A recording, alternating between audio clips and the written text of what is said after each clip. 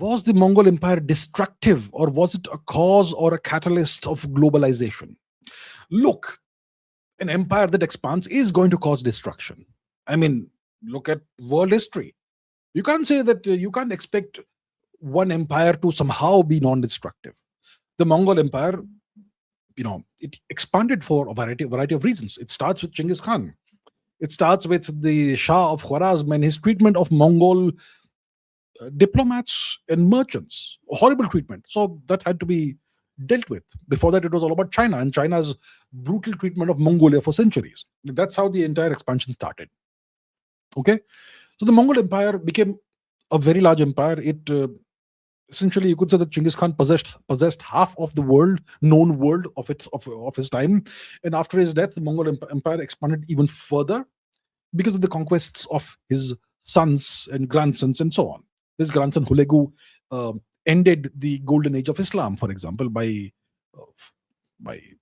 flattening Baghdad.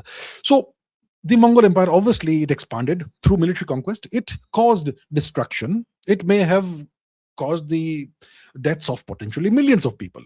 But if you calculate the number of deaths per square kilometer, I would say Timur will go higher. The Romans will go higher. Alexander will go higher. The British Empire will go higher. In the metric that I'm talking about, which is number of deaths per square kilometer, Genghis Khan will be lower than them all. I don't have the numbers right now. I could actually do this. I'll not do it live because it will take half an hour at least to get the data and stuff. But I can guarantee that the number of lives, how many lives are attributed to Genghis Khan?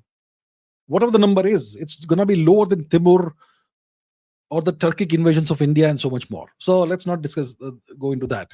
Now, what about the Mongol Empire being a cause or a catalyst of globalization?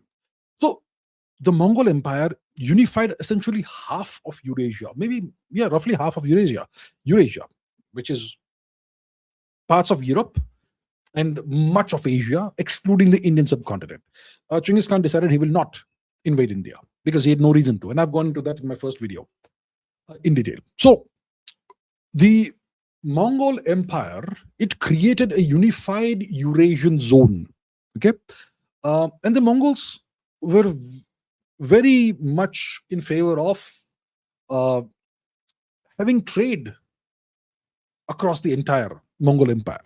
So they established what they called caravanserais, trade caravanserais.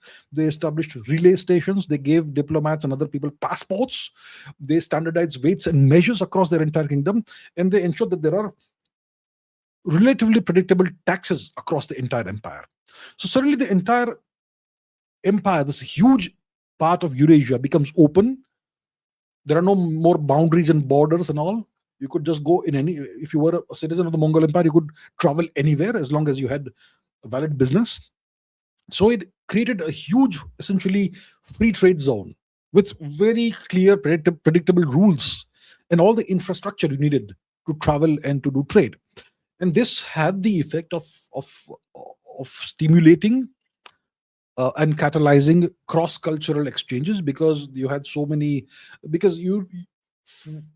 this caused the creation of this huge infrastructure, trade infrastructure, caused the movement. It facilitated the movement of scholars, of craftsmen, of artisans, of religious figures, of technicians, of scientists, engineers, writers, poets, singers, whatever, all kinds of people across Eurasia.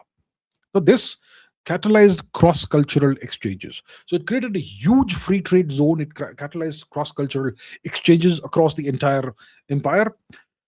And it linked the economy of China with Central Asia, with the Islamic world, and with even parts of the Eurasian, or with the parts of the various European economies. All because everything was protected by the Khan, the great Khan. So clearly this is one of the first examples of globalization, proper globalization, under a clear and predictable system of rules. A rules-based world order, wasn't it? So yeah, it was indeed a catalyst of globalization.